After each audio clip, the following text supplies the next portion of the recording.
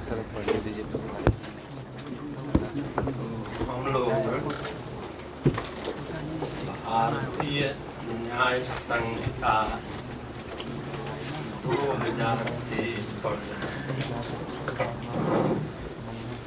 और इसमें कल्पेबुल homicide section 100 और सेक्शन 101 में अंतर बता रहे थे कि कल्पेबुल होमिसाइड और मर्डर दोनों में क्या डिफरेंस है, जिसमें कल एक डिफरेंस आपको बता दिए थे। धारा 100 की उपधारा 1 और धारा 101 की उपधारा 1 दोनों में आपने देखा कि आपराधिक मानववध एवं हत्या दोनों में जो शब्द प्रयोग किया गया है कि मृत्यु कारित करने के आशय से कार्य किया गया हो। आपराधिक मानववध के अपराध के लिए भी आवश्यक है कि कार्य मृत्यु कारित करने के आशय से किया गया हो, और हत्या में भी आपने पढ़ा कि कार्य मृत्यु कारित करने के आशय से किया गया हो। तो इस बिंदु पर डिफरेंस आपको पहले ही बता दिए थे कल कि दोनों में अंतर सिर्फ डिग्री का है। दोनों में मृत्यु कारित होती है। जहां अभियुक्त व्यक्ति के द्वारा किया गया कार्य के परिणाम स्वरूप यदि मृत्यु कारित होना संभावना मात्र है, अर्थात मृत्यु हो भी सकती है, नहीं भी हो सकती है, और वहां मृत्यु कारित होती है, तो सदैव आपराधिक मानववध का अपराध होगा। और इसके विपरीत आपने देखा कि अभियुक्त व्यक्ति के द्वारा किया गया कार्य इस प्रकृति का है कि उसके परिणाम स्वरूप मृत्यु कारित होना अधिक संभाव्य है। पूरी संभावना है कि मृत्यु कारित ही हो जाएगी, तो वहीं पर वो मामला हत्या के अंतर्गत चला जाएगा। जैसा इसमें आप दोनों दृष्टांत से इसको क्लियर किए कि धारा 100 का जो पहला इलस्ट्रेशन है कि एक गड्ढे पर घास फूस इस आशय से बिछाता है कि इसके द्वारा किसी व्यक्ति की मृत्यु कारित किया जाए। अब एक व्यक्ति आता है और जो घास फूस लकड़ी बिछी हुई है उसको सुदृढ़ भूमि समझ लेता है, वह उस पर चढ़ता है, उसमें गिर जाता है, उसकी मृत्यु कारित हो जाती है। तो दृष्टांत कहता है कि इन्हें आपराधिक मानववध का अपराध किया। यहाँ पर कार्य मृत्यु कारित करने के आशय से किया गया है, लेकिन उस कार्य के परिणाम स्वरूप मृत्यु कारित होना संभावना में मात्र है। गड्ढे में गिरने पर मृत्यु कारित हो भी सकती है, नहीं भी हो सकती है, और यदि मृत्यु कारित हो जाती है तब वह आपराधिक मानववध के अंतर्गत आएगा। लेकिन धारा 101 का पहला दृष्टांत आपने देखा कि ए बी को मार डालने के आशय से बी के ऊपर गोली चलाता है और बी की मृत्यु कारित कर देता है। तो अब यदि ए बी को निशाना बना करके उस पर गोली चलाता है तो यहाँ पर मृत्यु कारित होना अधिक संभाव्य है। पूरी संभावना है कि मृत्यु कारित ही हो जाएगी, और यदि मृत्यु कारित हो जाती है तो ये मामला हत्या के अंतर्गत चला आएगा। तो एकदम बिल्कुल क्लियर रहे, यही पूछ लिया जाता है कि दोनों में शब्द प्रयोग किया गया है कि मृत्यु कारित करने के आशय से कार्य किया जाए तो तब भी कल्पेबुल होमिसाइड होता है, और मृत्यु कारित करने के आशय से कार्य किया जाता है वही हत्या भी हो जाता है।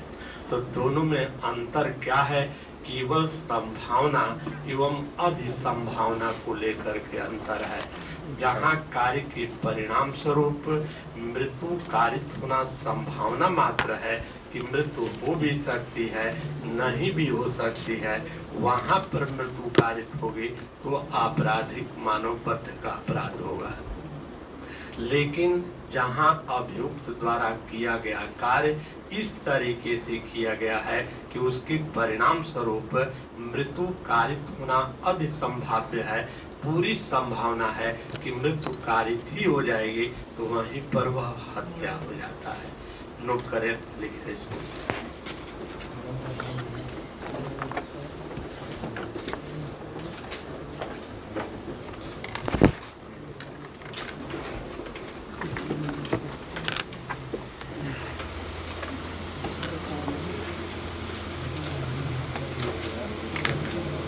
जाड़ा लग गया।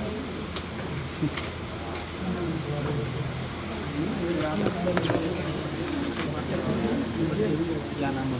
हिमांशु। अरे डीजे हिमांशु भाई।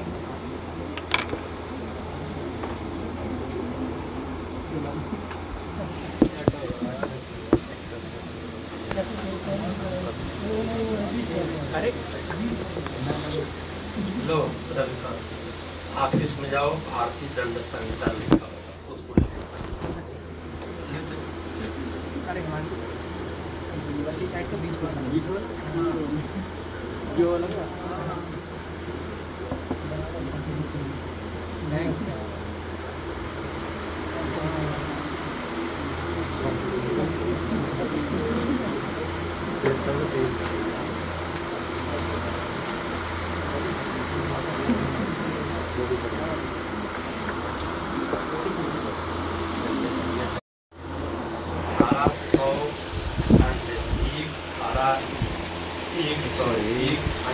में अंतर है, यही हेडी बनाए हैं ना।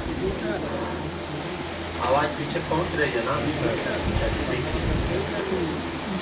ये दोनों उपखंड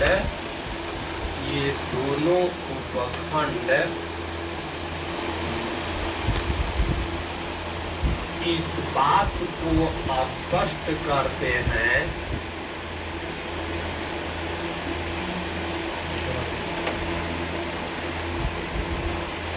कि मृत्यु कारित करने के आशय से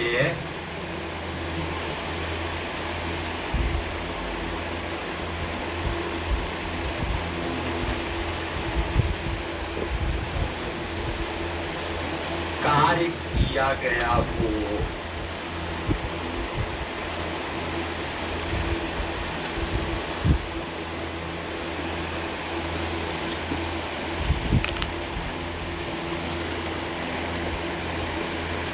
Both these clause indicates that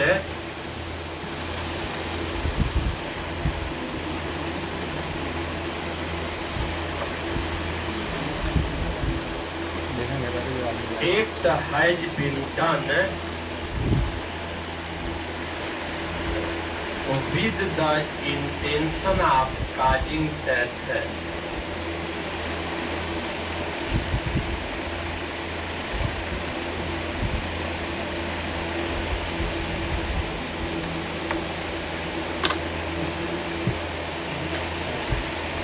paragraph change करके लिखते हैं, परंतु दोनों उपखंडों में अंतर यह है कि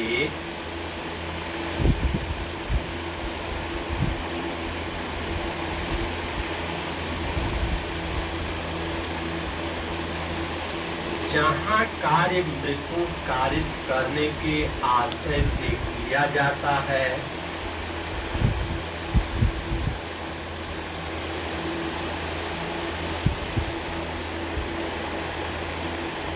और उस कार्य के परिणाम स्वरूप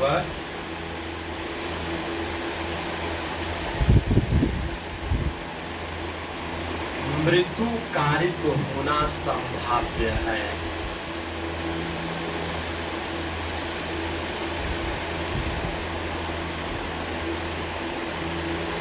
अर्थात मृत्यु हो भी सकती है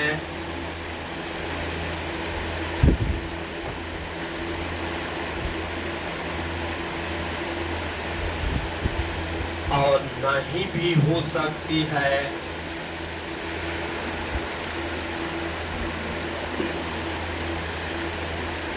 वहाँ आपराधिक मानवबद्ध का अपराध होता है।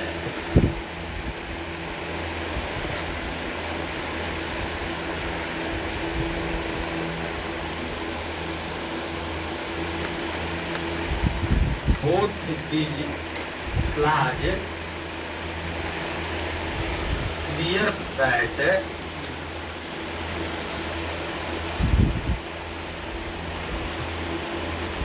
where act has been done with the intention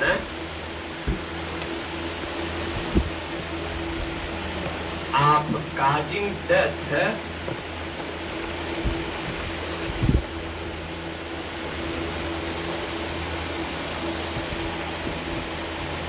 and in consequence of it, death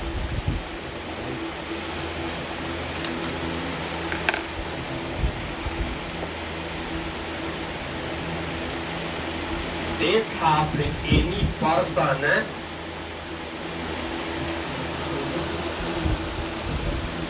is only possibility.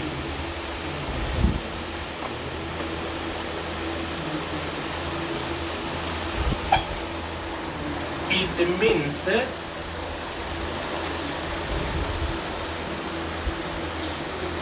death may be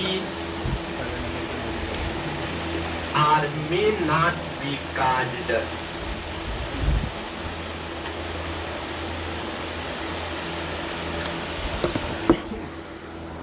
Their offense shall be always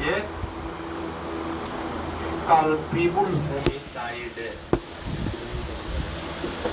उदाहरण इंग्लिश में लिख ले डायरेक्ट से इस दृष्टांत को, जैसे एक गड्ढे पर घास फूस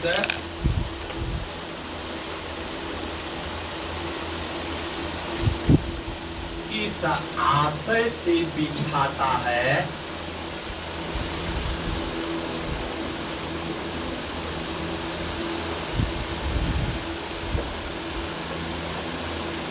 या यह ज्ञान रखते हुए बिछाता है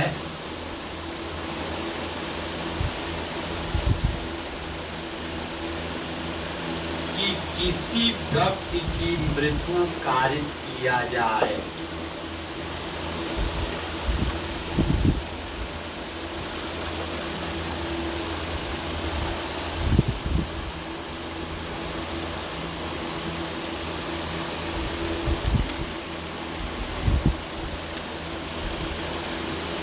ओवाई नामक व्यक्ति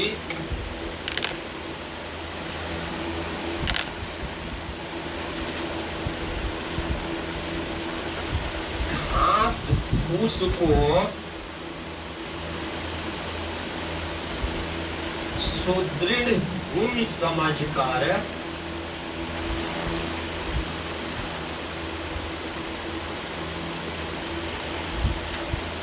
उस पर चढ़ता है,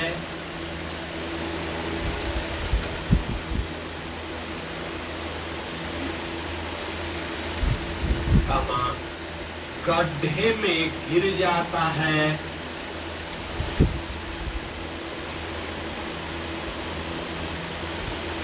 और उसकी मृत्यु कारित हो जाती है।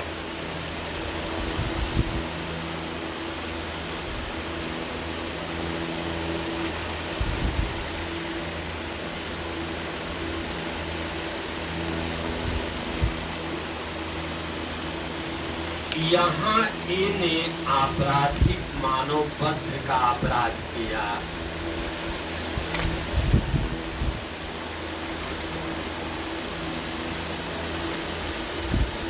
क्योंकि गड्ढे में गिरने से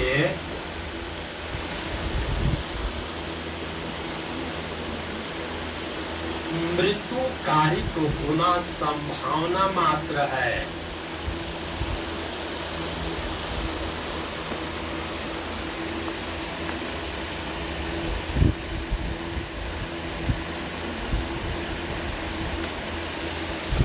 अर्थात मृत्यु हो भी सकती है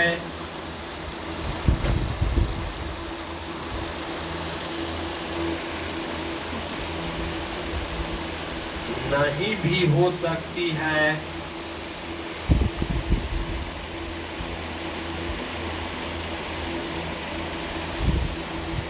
इसलिए ए का कार्य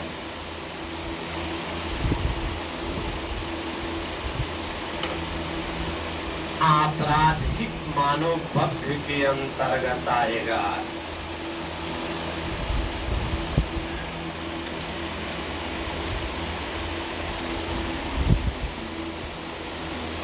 पैराग्राफ चेंज करके इसके विपरीत जहां कार्य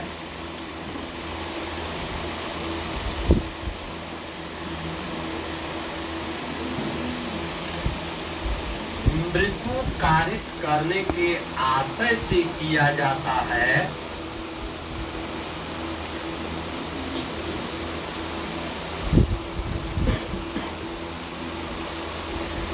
और उसके परिणाम स्वरूप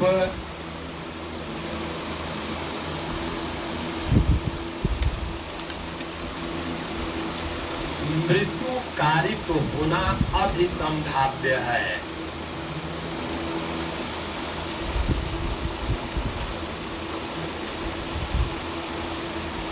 अर्थात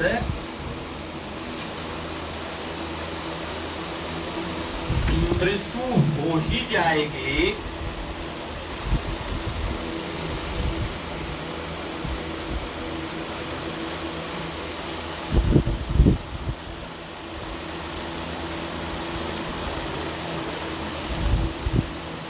वहां हत्या का अपराध होगा।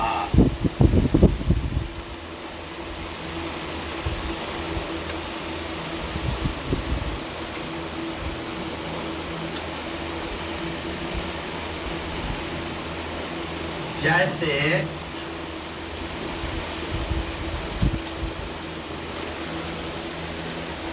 ए बी को मार डालने के आशय से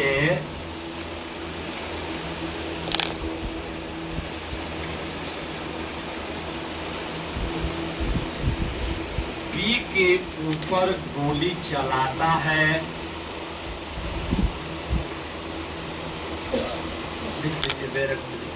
उदाहरण है, दृष्टांत पहला, ए बी को मार, अच्छा भी लिखाना भी है, ए बी को मार डालने के आशय से बी के ऊपर गोली चलाता है और बी की मृत्यु कारित कर देता है।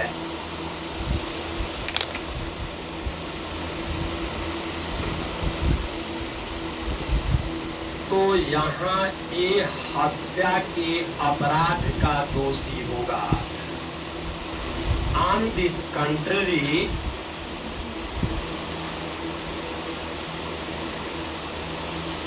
where act by which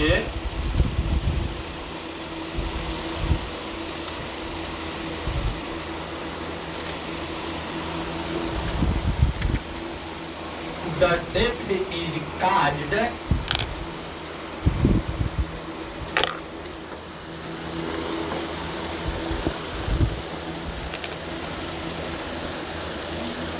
is done with the intention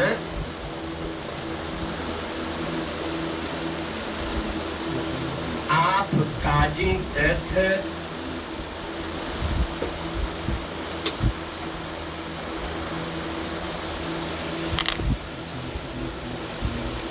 and there is probability of death in consequence of it,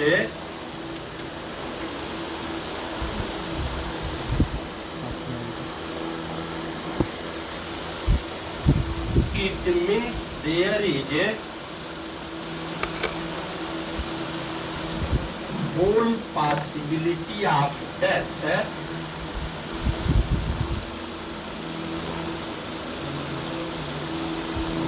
there always an offense of murder.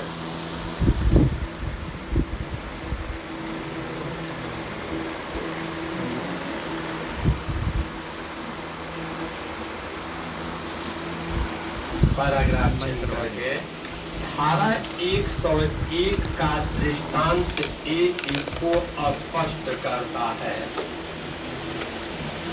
नहीं तो पूरी illustration A of section 101 clear से it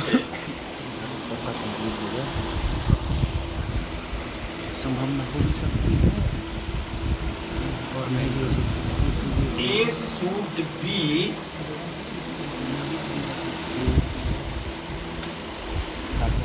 with the intention of killing him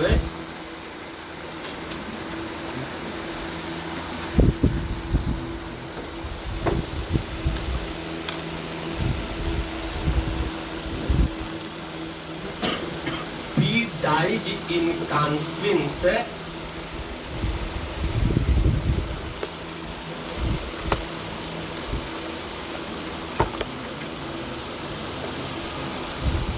A commits murder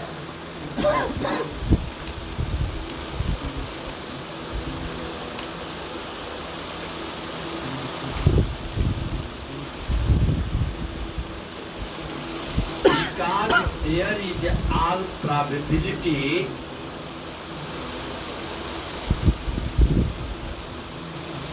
of causing death on fire of gun। देखिए कोई केसला नहीं है जो इतना स्पष्ट कर देगा। तो दोनों दृष्टांत इस पर बनाए गए हैं, उन दोनों दृष्टांतों से पूरी तरीके से मृत्यु कार्य करने के आशय से कार्य किया जाता है। वह कब कल्पेबल होमिसाइड होगा, वह कब मर्डर होगा, इसको पूरा स्पष्ट कर देता है। अब दूसरी हेडिंग बनाए, धारा 100 खंड 2, धारा 100 खंड 2 और धारा 101 खंड सी पहले ही आपको बता चुके हैं कि धारा 101 का जो खंड बी है वह केवल विशेष परिस्थितियों में ही लागू होता है, स्पेशल सरकमस्टेंसेज में ही अप्लाई करता है। इसलिए दूसरे खंड के साथ कोई अंतर स्थापित नहीं किया जाता है। अब यहाँ पर देखें कि धारा 100 की उपधारा 2 में क्या कहा गया है कि जहाँ शारीरिक क्षति कारित करने के आशय से कार्य किया जाता है, बाडली इंजरी जहाँ शारीरिक क्षति कारित करने के आशय से कार्य किया जाता है, और आगे लिखा है कि उस कार्य के परिणाम स्वरूप मृत्यु कारित होना संभाव्य है, अर्थात मृत्यु हो भी सकती है, मृत्यु नहीं भी हो सकती है, और यदि मृत्यु कारित हो जाती है तो वह सदैव आपराधिक मानव पक्ष का अपराध होगा। जबकि दूसरी तरफ धारा 101 खंड सी में भी यही लिखा है कि शारीरिक क्षति कारित करने के आशय से कार्य किया गया हो। यही चीज कल्पेबल होमिसाइड में भी देख रहे लिखा है कि शारीरिक क्षति कारित करने के आशय से कार्य किया गया हो। लेकिन इसमें 101 खंड सी में आगे क्या लिखा है कि ऐसी शारीरिक क्षति प्रकृति के मामूली अनुक्रम में मृत्यु कारित करने के लिए पर्याप्त है। तो यदि ऐसी शारीरिक क्षति मृत्यु कारित करने के लिए पर्याप्त है तो वही मामला हत्या के अंतर्गत चला जाएगा। तो दोनों में शारीरिक क्षति कारित करने के आशय से कार्य किया गया है, लेकिन जहां शारीरिक क्षति कारित करने के आशय से कार्य किया जाता है और उसके परिणाम स्वरूप मृत्यु कारित होना संभावना मात्र रहता है कि मृत्यु हो भी सकती है, नहीं भी हो सकती है, वहां पर मृत्यु कारित होती है तो सदैव कल्पेबल होमिसाइड का अपराध होगा। और वहीं पर जहां शारीरिक क्षति कारित करने के आशय से कार्य किया गया है और उसके परिणाम स्वरूप प्रकृति के मामूली अनुक्रम में वह मृत्यु कारित कर देने के लिए ही पर्याप्त है। तो वही मामला, वही शारीरिक क्षति कारित करने के आशय से जो कार्य किया गया है और मृत्यु कारित हो जाती है, वह हत्या के अंतर्गत चला जाएगा। अब यहाँ पर एक बात पर और कोर्ट विचार करती है कि शारीरिक क्षति कारित करने में किस तरीके के विपन्स का प्रयोग किया गया है। दूसरी चीज, बॉडी के किस पार्ट पर उसका प्रयोग किया गया है। लेकिन कुल मिलाकर के निष्कर्ष क्या देखेंगे, तो पहले ही आपको बता चुके हैं कि शारीरिक क्षति कारित करने के परिणाम स्वरूप यदि मृत्यु कारित होना संभावना मात्र है, मृत्यु हो भी सकती है, नहीं भी हो सकती है, तब वह कल्पेबल होमिसाइड होगा। और जहाँ शारीरिक क्षति ऐसी है कि प्रकृति के मामूली अनुक्रम में मृत्यु कारित करने के लिए सफिशिएंट है, तो मामला हत्या के अंतर्गत चला जाएगा। अब जैसे मान लीजिए कि ए है और यह बी के पेट पर लाठी से तेजी से प्रहार करता है, और ये है यह बी के पेट में तलवार ठोक देता है। दोनों में शारीरिक क्षति कारित की जा रही है, लेकिन जहां ए बी के नाजुक पार्ट पर ही अटैक कर रहा है, लाठी से प्रहार कर रहा है, तो पेट पर लाठी के प्रहार के परिणाम स्वरूप यहाँ मृत्यु कारित होना संभावना मात्र है। यहाँ मृत्यु हो भी सकती है और मृत्यु नहीं भी हो सकती है, और यदि मृत्यु कारित हो जाती है तब वह मामला आपराधिक मानवबद्ध कल्पेबल होमिसाइड के अंतर्गत जाएगा। इसके ठीक विपरीत अब ए बी के पेट में तलवार ठोक देता है और उसके परिणाम स्वरूप उसकी मृत्यु कारित हो जाती है, तो यहाँ पर अब जो बी को शारीरिक क्षति तलवार द्वारा पहुंचाई गई है, उसके परिणाम स्वरूप मृत्यु कारित होना अब संभाव्य है। पूरी संभावना है कि मृत्यु कारित ही हो जाएगी। यह जो शारीरिक क्षति है, ये प्रकृति के मामूली अनुक्रम में ये मृत्यु कारित करने के लिए पर्याप्त है, तो ये मामला हत्या के अंतर्गत चला जाएगा। तो कुल मिलाकर के जो अंतर दो लाइन में बता दिए हैं, आपको बताए कि हर उपखंड में अंतर आपको वही दिखाई देगा। इसमें शारीरिक क्षति के परिणाम स्वरूप मृत्यु कारित होना संभावना मात्र है, मृत्यु हो भी सकती है, नहीं भी हो सकती है, लेकिन हत्या के अंतर्गत आने के लिए जो शारीरिक क्षति कारित की गई है, उसके परिणाम स्वरूप एक तरीके से मृत्यु निश्चित होती है। पूरी संभावना रहती है कि मृत्यु कारित ही हो जाएगी। प्रकृति के मामूली अनुक्रम में वह शारीरिक क्षति मृत्यु कारित करने के लिए पर्याप्त रहता है, वह हत्या के अंतर्गत चला जाएगा। लिखिए,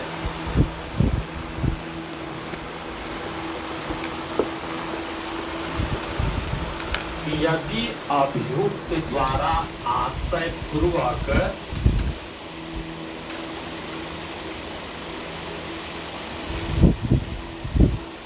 पहुंचाई गई शारीरिक क्षति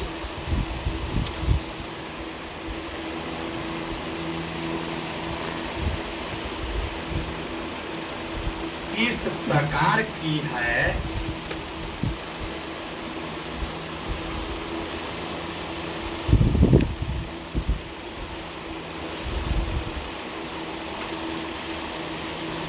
कि उससे मृत्यु कारित होना संभाव्य है,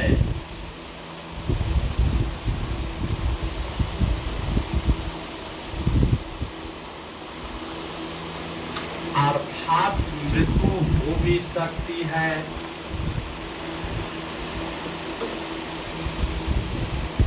और नहीं भी हो सकती है।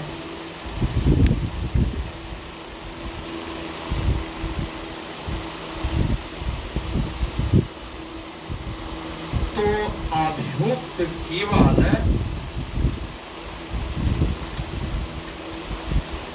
आपराधिक मानव बद्ध का दोषी होगा।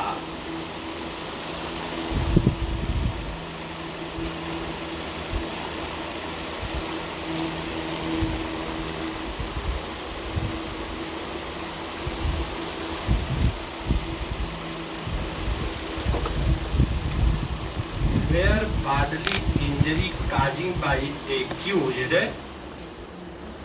where bodily injury causing by accused is such that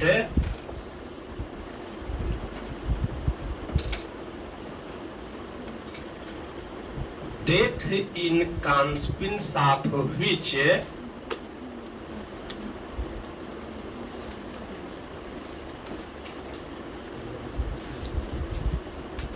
is possible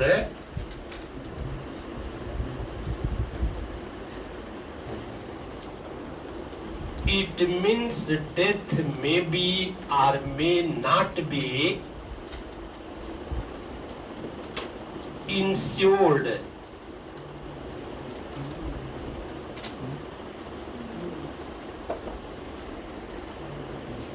Then accused shall be guilty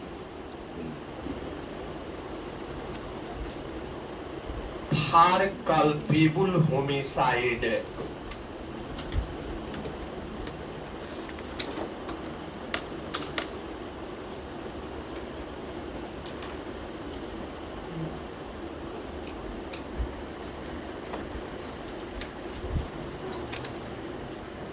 paragraph change करके देखें। यदि अभियुक्त द्वारा पहुंचाई गई शारीरिक क्षति, यदि अभियुक्त द्वारा पहुंचाई गई शारीरिक क्षति इस प्रकृति की है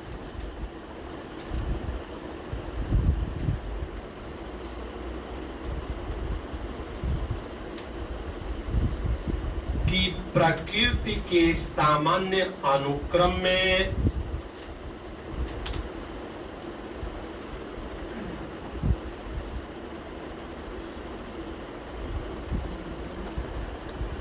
मृत्यु कारित करने के लिए पर्याप्त है।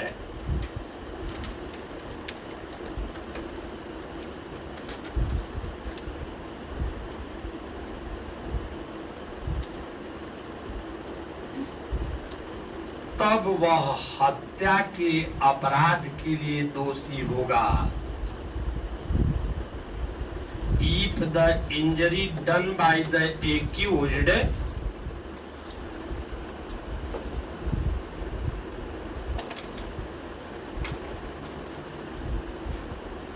with the intention of causing bodily injury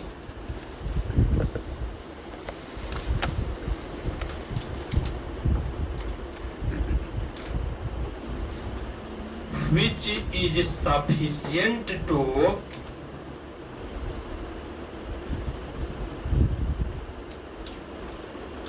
be inflicted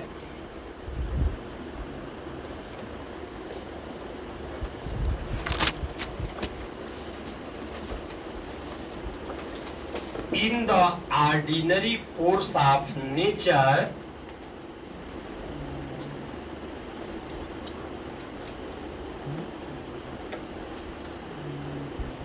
to cause death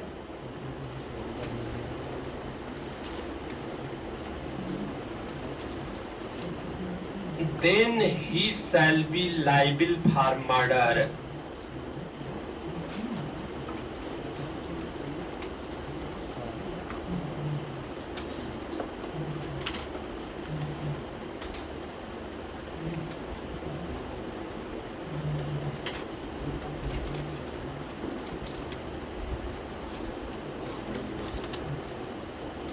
paragraph change करके देखें। धारा 100 की उपधारा 2 एवं धारा 101 खंड सी में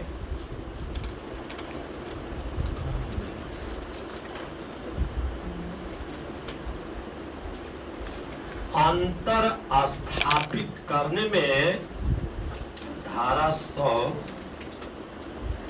ब्रैकेट में 1 लिख लीजिए, खंड 1 एवं धारा 101 खंड सी में अंतर स्थापित करने के लिए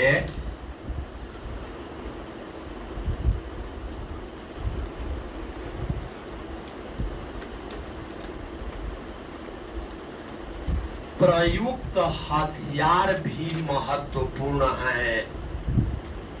प्रयुक्त हथियार भी महत्वपूर्ण है।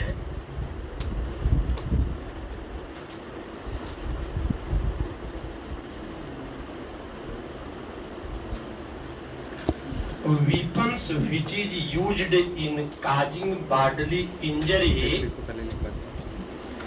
Weapon which is used in causing bodily injury is important for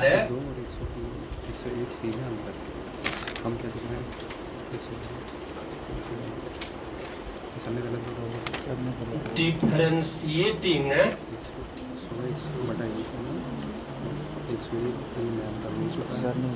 between clause B of clause 2 of section 100 and clause C of section 101.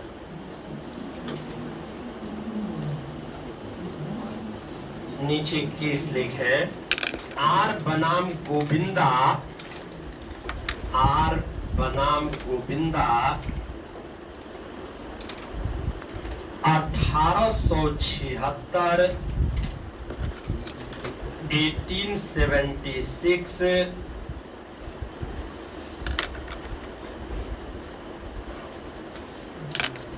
के मामले में न्यायाधीश मेलविल ने पाया कि मामले में न्यायाधीश मेलविल ने पाया कि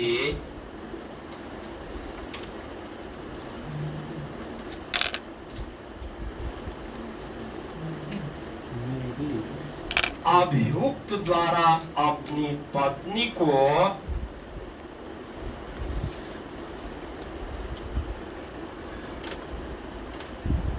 पहुंचाई गई चोट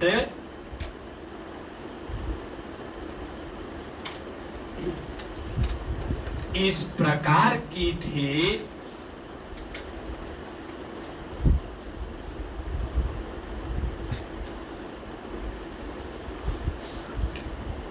कि उससे मृत्यु कारित होना संभाव्य था।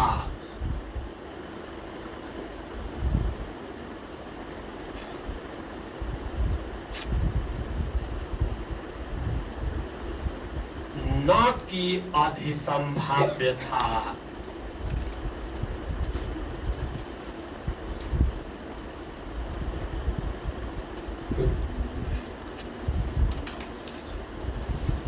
अभियुक्त को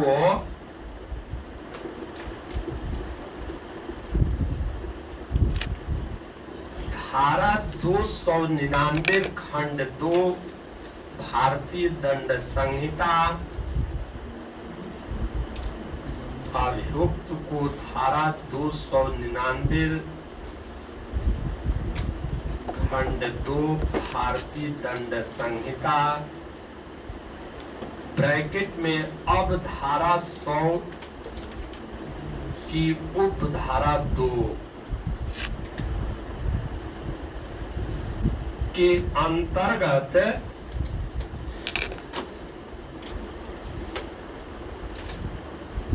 केवल आपराधिक मानव वध के लिए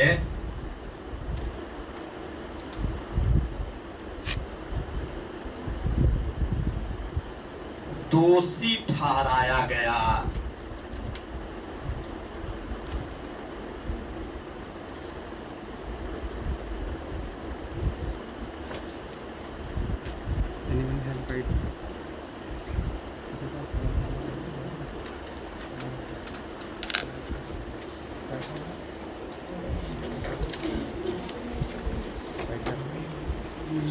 लिखे in this case justice Melville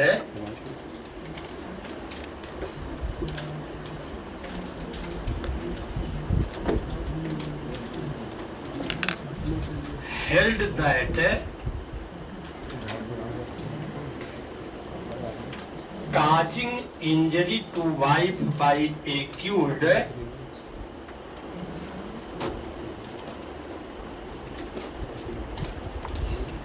was of such a nature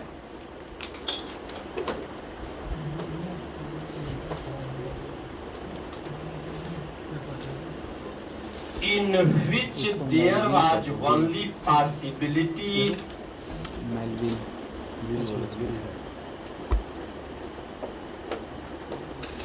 of death,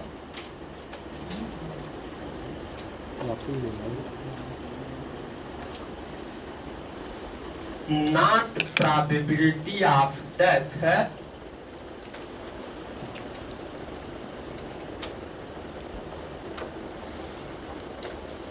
so he had guilty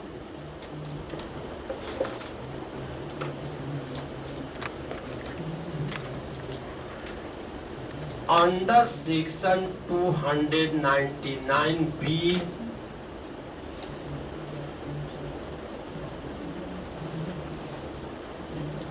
या 2 लिख लीजिए 2 ब्रैकेट में नाउ सेक्शन 100 ब्रैकेट में 2 फॉर ओनली कल्पेबल होमिसाइड।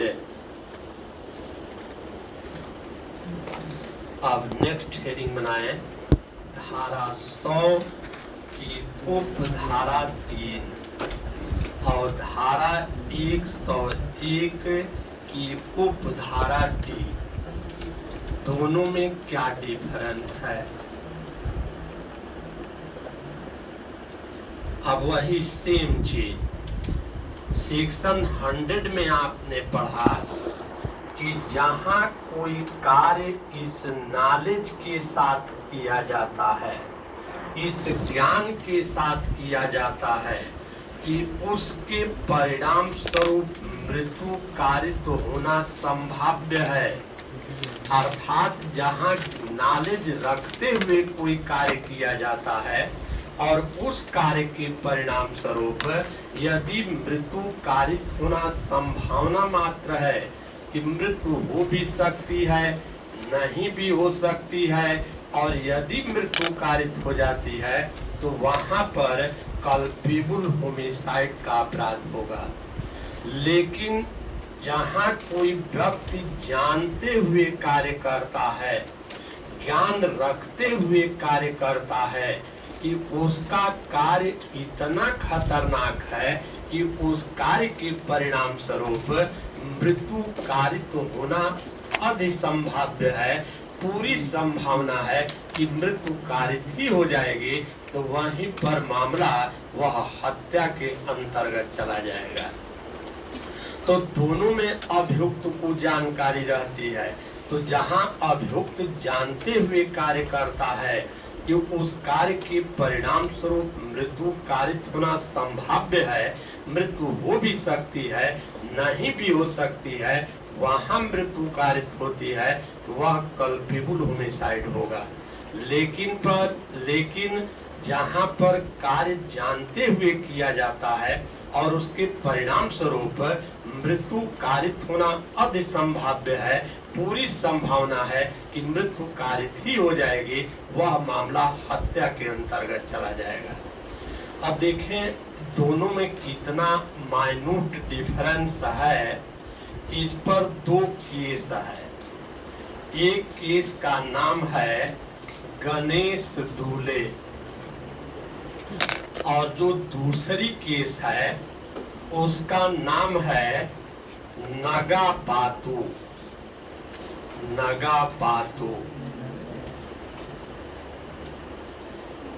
अब दोनों में देखें कितना माइन्यूट डिफरेंस है कल्पेबल होमिसाइड और मर्डर में। अब इसमें गणेश दूल्हे की केस में जैसे ये एक स्नेक चार्मर है, यह सपेरा है और यह सर्प का तमाशा दिखाता है और वहां पर भीड़ इकट्ठी हो जाती है। अब यह दर्शकों के बीच में घोषणा करता है कि मेरे पास ये जो विषैला सर्प है, यदि किसी व्यक्ति को काट देता है तो मैं उसके विष के प्रभाव से मुक्त कर दूंगा। अब उसमें एक दर्शक भी है और यह सपेरा को विषैले सर्प से कटवाने की अपनी सहमति दे देता है। अब यहाँ सपेरा दर्शक की सहमति से विषैले सर्प को पी के सिर पर रखता है। पी डर जाता है, झटक कर सर्प को फेंकता है, तब तक सर्प काट लेता है और दर्शक की मृत्यु कारित हो जाती है।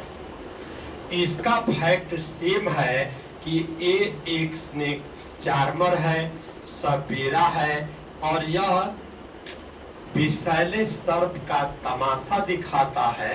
भीड़ इकट्ठा हो जाती है और ये इस बात की घोषणा दर्शकों के बीच में करता है कि जिसको भी यह विषैला सर्प काट लेगा, मैं उसके विष के प्रभाव से मुक्त कर दूंगा। अब यहाँ भी एक भी दर्शक विषैले सर्प से कटवाने की सहमति दे देता है। अब यहाँ पर सपेरा विषैले सर्प से पी नामक व्यक्ति को कटवा देता है और उसके परिणाम स्वरूप मृत्यु कारित हो जाती है। इसमें आप देख रहे हैं कि सपेरा विषैले सर्प को पी के सिर पर रखता है। यहाँ विषैले सर्प से पी को कटवा देता है, दोनों में मृत्यु कारित होती है। लेकिन यदि इस केस के अंतर्गत देखा जाए तो यहाँ सपेरा अभियुक्त को केवल कल्पेबल होमिसाइड के लिए इसको दंडित किया गया। कारण ये है कि विषैला सर्प को सिर पर रखा तो सर्प गिर भी सकता था, काट भी सकता था, नहीं भी काट सकता था। यहाँ पर संभावना मात्र है और यदि काट लिया, मृत्यु कारित हो गई तो यहाँ पर उसको कल्पेबल होमिसाइड के लिए दोषी ठहराया गया। लेकिन यहाँ पर आप देख रहे हैं कि विषैले सर्प से पी को कटवा देता है, तो पूरी अधिक संभावना है यह जानते हुए कार्य कर रहा है। इसका इतना खतरनाक कार्य है कि इसके परिणाम स्वरूप मृत्यु कारित होना अधिक संभाव्य है। पूरी संभावना है कि मृत्यु कारित ही हो जाएगी। तो इस केस के अंतर्गत सपेरा को हत्या के अपराध के लिए इसको दोषी ठहराया गया। तो दोनों में जानते हुए कार्य किया गया है, लेकिन यहाँ कार्य के परिणाम स्वरूप मृत्यु कारित होना अभी भी संभावना मात्र है। सर्प काट भी सकता था, नहीं भी काट सकता था, लेकिन यहाँ कटवा देता है।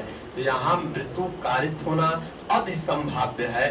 पूरी संभावना है कि मृत्यु कारित ही हो जाएगी। तो ये मामला हत्या के अंतर्गत आएगा और यह कल्पेबल होमिसाइड के अंतर्गत आएगा। लिखें,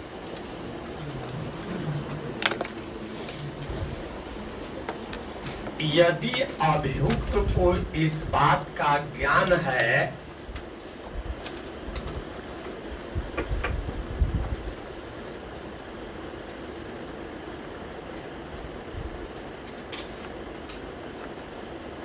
कि उसके द्वारा किए गए कार्य से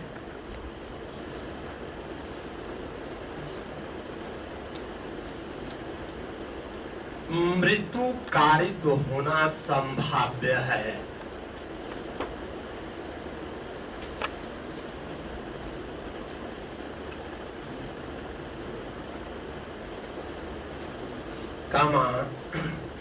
तो उसका कार्य आपराधिक मानववध के अंतर्गत आएगा। तो उसका कार्य, नीचे बैठिए, तो उसका कार्य आपराधिक मानवबद्ध के अंतर्गत आएगा। पैराग्राफ चेंज करके, परंतु यदि अभियुक्त को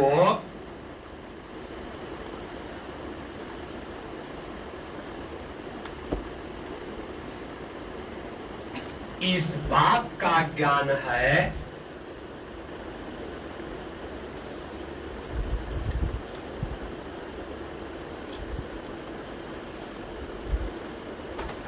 कि उसके द्वारा किया गया कार्य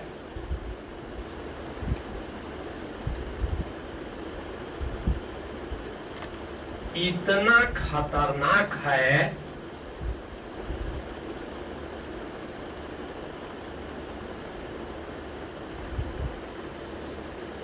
कि उसके कार्य के परिणाम स्वरूप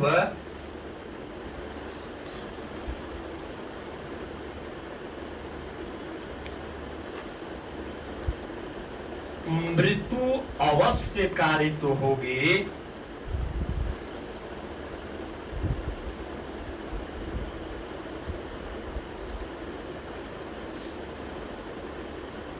तो अभियुक्त हत्या के अपराध का दोषी होगा।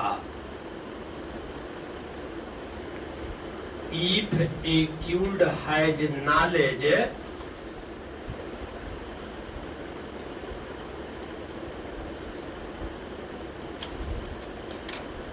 that there is possibility of death,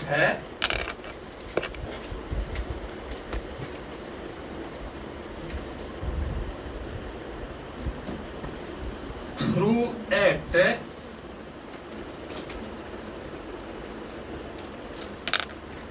done by him,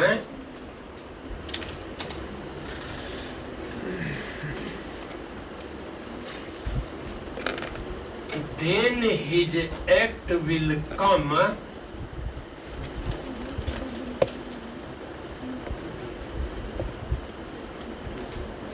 under culpable homicide.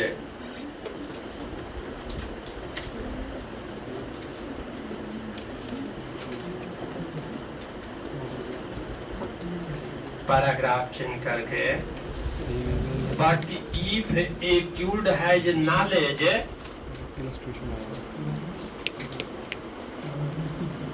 of that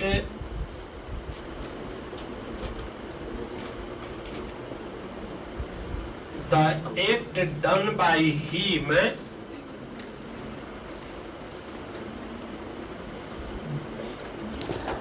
is too imminent dangerous, is too imminent dangerous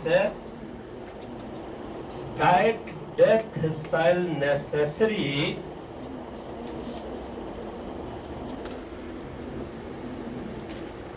ensued in consequence of act.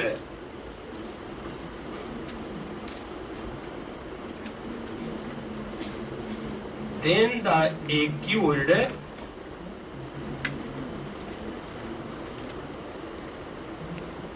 shall be liable for murder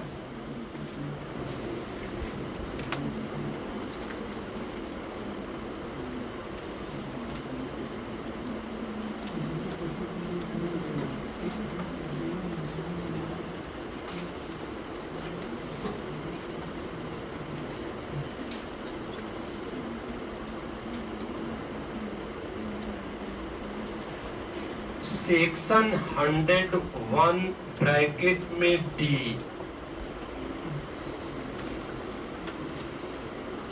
नहीं ऐसे नहीं, liable for murder यही खत्म कर दिए। अब आगे लिखे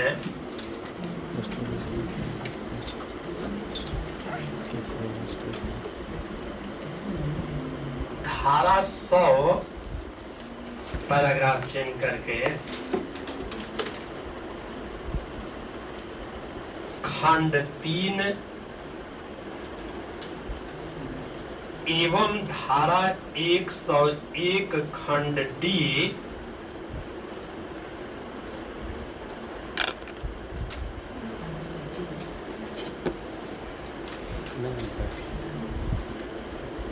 में अंतर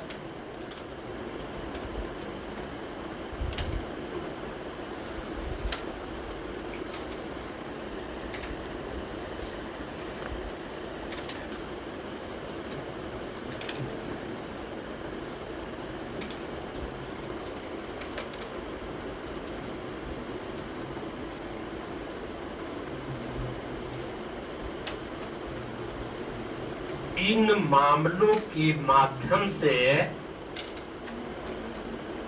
निम्न मामलों लिखिए, निम्न मामलों के माध्यम से किया जा सकता है।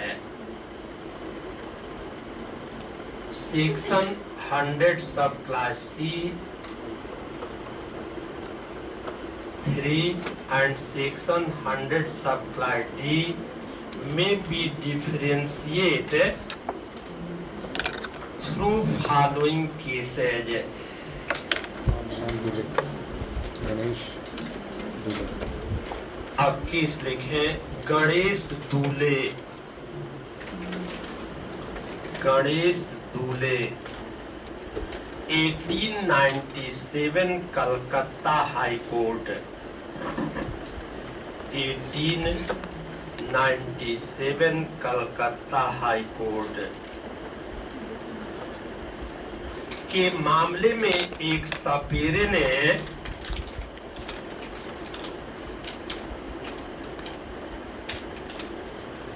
अपना कौशल दिखाने के लिए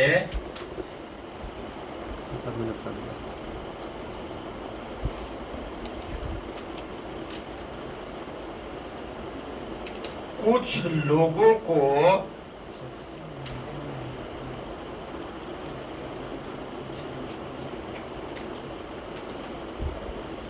एक विषधर सर्प दिखाया।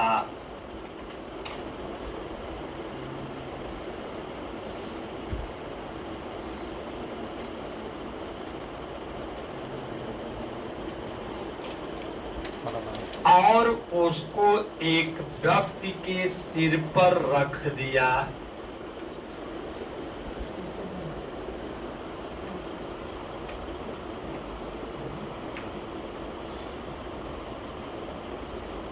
उस व्यक्ति ने सर्प को उठाकर फेंकना चाहा,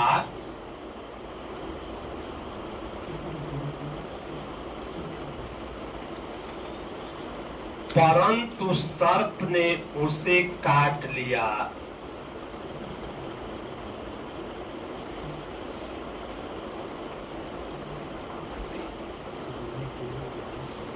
और उसकी मृत्यु हो गई।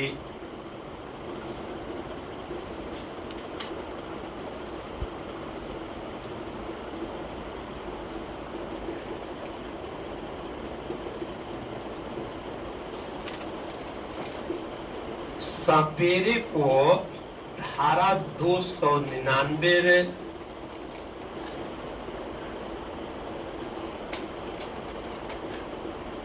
ब्रैकेट में 3, अब धारा 100 ब्रैकेट में 3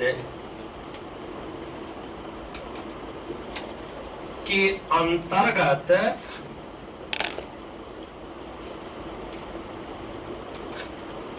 आपराधिक मानव वध के लिए दोषी पाया गया।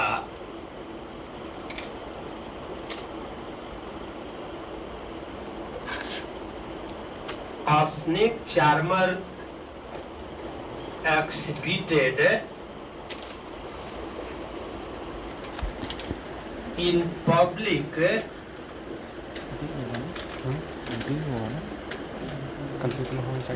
a venomous snake, venomous,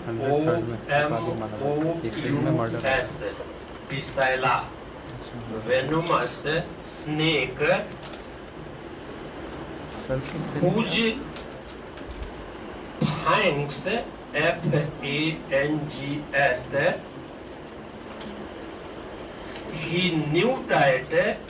he knew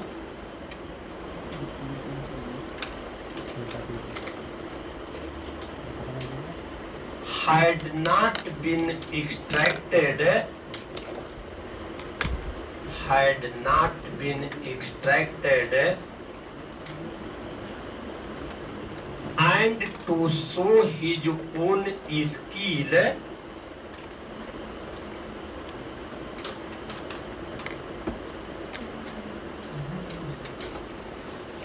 but without any intention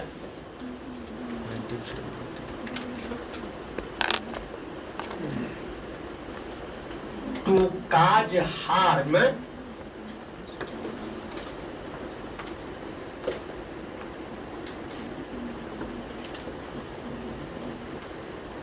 he placed the snake on the head. He placed the snake on the head of one of the spectators.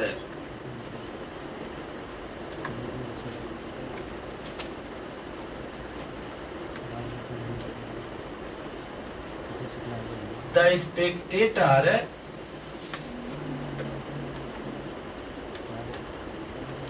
in trying to push off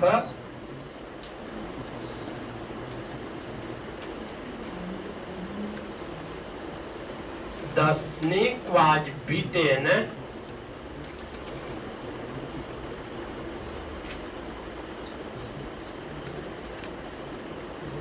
and died in consequence.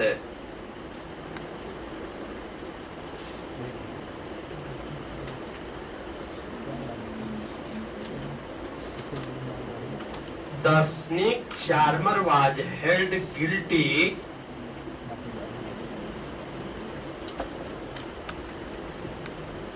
for culpable homicide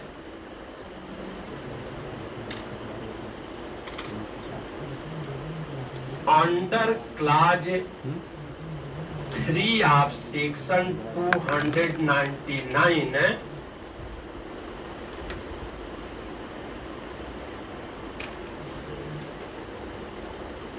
Now,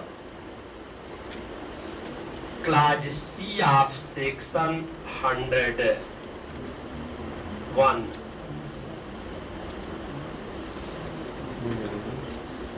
अब दूसरी case लिखें नगा बातू।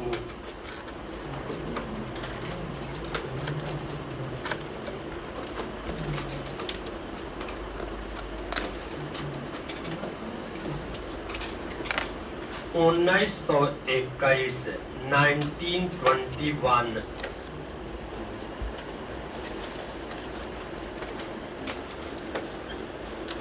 के मामले में एक सपेरा दर्शकों को विश्वास दिला रहा था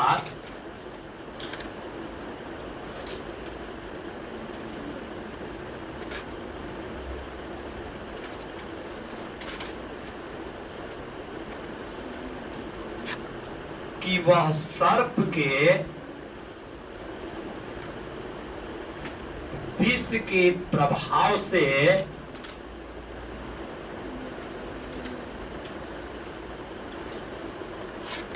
किसी भी व्यक्ति को बचा सकता है।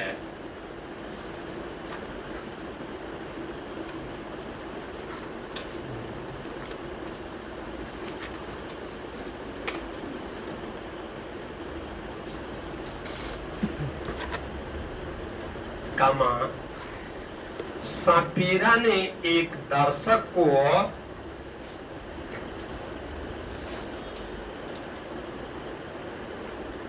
अपने विश्वास में लिया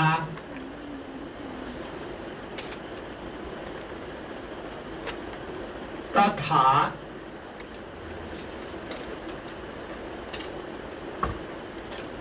उसे विषैले सर्प से कटवा दिया।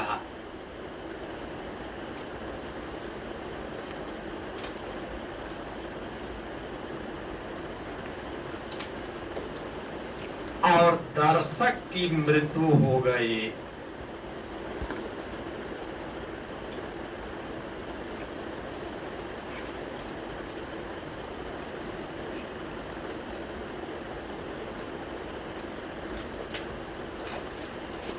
सपेरा का कृत्य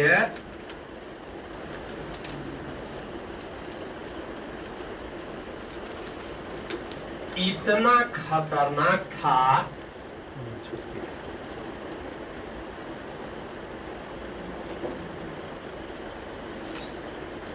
कि उससे दर्शक की मृत्यु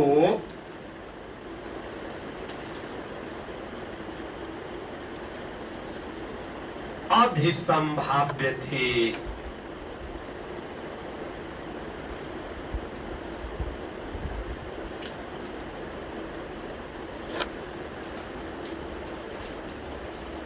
उसे हत्या के अपराध के लिए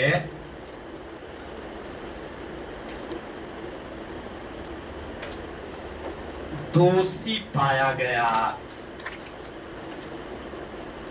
A snake charmer professed by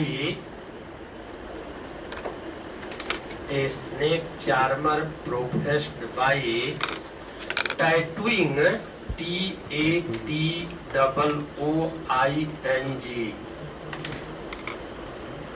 to render persons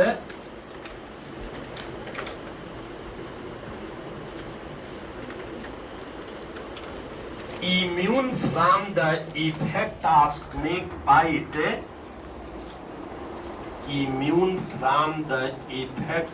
snake bite, caused a poisonous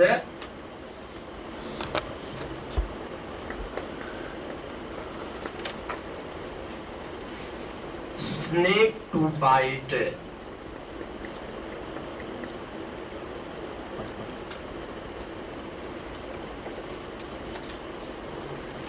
A spectator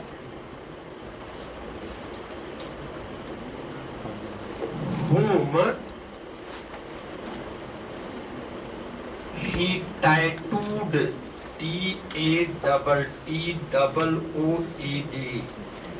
tattooed but who died.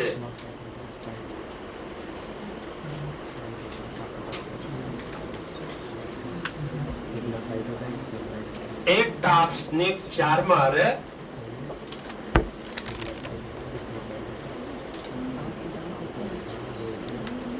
was too imminent danger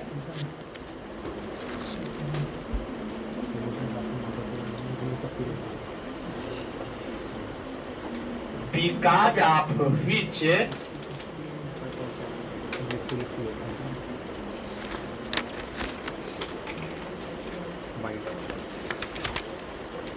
death of his spectator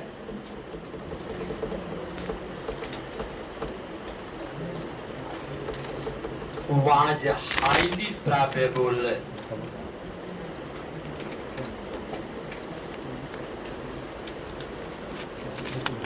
He shall be liable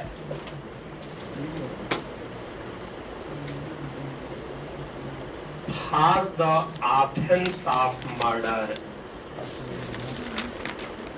अब एक इसमें जो class बचता है section 100 sub class 2 101 सब class 2 इसको already धारा 101 में आपको लिखा चुके हैं और इसमें आपको बताए थे कि जो धारा 101 की उपधारा 2 है यह विशेष परिस्थितियों में लागू होती है। धारा 101 के दूसरे उपखंड में कहा गया है कि धारा 101 का दूसरा उपखंड ये प्रावधान करता है कि जहां अपराधी जानता रहता है कि उसके कार्य के परिणाम स्वरूप मृत्यु कारित होना संभाव्य है, अर्थात जहां अपराधी जानता है कि जिस व्यक्ति को वह शारीरिक क्षति कारित कर रहा है उसके परिणाम स्वरूप मृत्यु कारित होना संभाव्य है। तो यदि अपराधी को इस बात की जानकारी है कि वह जिस व्यक्ति को शारीरिक क्षति कारित कर रहा है उसके परिणाम स्वरूप मृत्यु कारित होना संभाव्य है, मृत्यु हो सकती है और वहां पर मृत्यु कारित हो जाती है तो अपराधी का कृत्य हत्या के अंतर्गत आएगा। लेकिन जहां अपराधी को इस बात की जानकारी नहीं है कि वह जो कार्य कर रहा है, जो शारीरिक क्षति कारित कर रहा है, उसके परिणाम स्वरूप मृत्यु कारित भी हो सकती है, तो भले मृत्यु कारित हो जाती है, वह न तो कल्पेबल होमिसाइड के लिए दोषी होगा, न तो मर्डर के लिए दोषी होगा, बल्कि उसने जितनी चोट पहुंचाई है, यदि वह सिंपल हर्ट के अंतर्गत आता है तो सिंपल हर्ट के लिए, ग्रेवियस हर्ट के अंतर्गत आता है तो ग्रेवियस हर्ट के लिए उसको दोषी ठहराया जाएगा, न कि आपराधिक मानववध एवं हत्या के लिए उसको दोषी ठहराया जाएगा। तो मेन पॉइंट क्या है कि ये देखा जाएगा कि अपराधी जानता है कि नहीं जानता है कि जिस व्यक्ति को शारीरिक क्षति कारित कर रहे हैं उसके परिणाम स्वरूप यदि मृत्यु कारित होना संभाव्य है, मृत्यु हो सकती है और वहां पर मृत्यु कारित हो जाती है तो मामला हत्या के अंतर्गत जाएगा। उदाहरण आपको बताए थे कि जैसे मान लीजिए कि ए है और ए यह जानता है कि बी नामक व्यक्ति का स्प्लीन बढ़ा हुआ है, तो यदि ए को इस बात की जानकारी है और ए बंद मुट्ठी से एक प्रहार बी के ऊपर करता है और बी का स्प्लीन फट जाता है और बी मर जाता है, जबकि बी स्वस्थचित्त होता तो एक घुस्से प्रहार से इसकी मृत्यु कारित न होती। लेकिन ये जानता है कि इसका स्प्लीन बढ़ा हुआ है और जानते हुए उसको जो शारीरिक क्षति कारित कर रहा है वो भले एक स्वस्थचित्त व्यक्ति की मृत्यु कारित करने के लिए पर्याप्त नहीं है, लेकिन इसको पता है कि स्प्लीन बढ़ा हुआ है और एक घुस्सा प्रहार कर देता है, बी का स्प्लीन फट जाता है, ये मर जाता है, ये हत्या के अपराध के लिए दोषी होगा। दूसरी तरफ अब यदि ए को इस बात की जानकारी नहीं है कि बी का स्प्लीन बढ़ा हुआ है और बी के ऊपर एक घुस्से से प्रहार कर देता है, बी का स्प्लीन फट जाता है, बी मर जाता है, तो ए को यहाँ पर न तो कल्पेबल होमिसाइड के लिए दंडित किया जाएगा और न ही हत्या कारित करने के लिए दंडित किया जाएगा।